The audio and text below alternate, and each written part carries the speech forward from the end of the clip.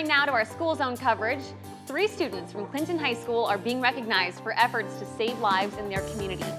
Every year, Iowa Jobs for America's Graduates, also known as iJAG, partners with Iowa schools for career development programming. Now, part of that is challenging students to work on a project that will make their community better and more equitable. 3 students up in Clinton chose to address opioid overdose and drug prevention. They call their project Saving Lives One Spray at a Time. And after taking home first place at the State Career Development Conference for this, the students are now headed to Nationals next weekend. So joining us now is Austin Smith, Liberty Mully, and Kaylee Green. Guys, thank you all so much for being here with us. Why don't you start by introducing yourselves and telling us what grade you're in?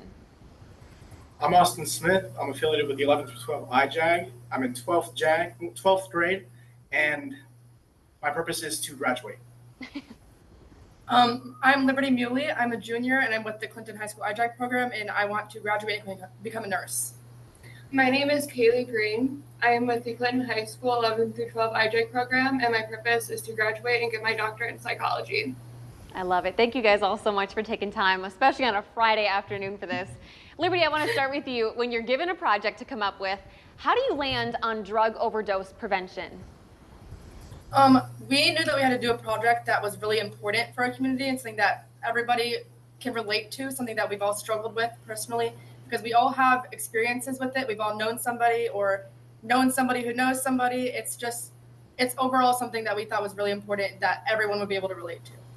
No kidding. So Kaylee, let's talk about what your project actually is. How does it work? What do you guys do for it? So our biggest foundation of our project was hosting a Narcan and CPR education night. There we passed out 40 doses of Narcan. We also passed out face shields. We had somebody doing demonstrations of how to use Narcan, and then we also were teaching how to do CPR on both youth and adults. Wow. We partnered with the Gateway Impact Coalition, which was the ones that helped us to hand out the Narcan. And what was the turnout like for that? We had about 50 people show up. Wow. We also have our state representative. His name's Tom Detterman. He also attended our event. I was just going to ask, what was kind of the age range of people that were there? We had people from high school all the way up until our elderly population. And what do you guys hope that people take away from this? I mean, what was the purpose of doing all of that? We hope that they can take away, one, the stereotypes that are around it and how they can help. We want to educate people on how they can help and how just one person can change a lot of people's lives. It's not a struggle that anyone has to fight alone. We want people to know that there are resources out there for them and that they don't need to fight this fight alone. So true. And Austin, that brings me to my next question. What really struck me about you guys' story is, drug overdoses, like you said, are not a new problem by any means. So what would you say to someone who might look at a problem like this or something else and think, I'm just one person, or I'm not old enough, or I'm not qualified enough to do something about this? What would be your advice? I say it's never too late to try. Honestly, if you think you're just one person, you're wrong. You could be part of something so much bigger. Yeah, so true.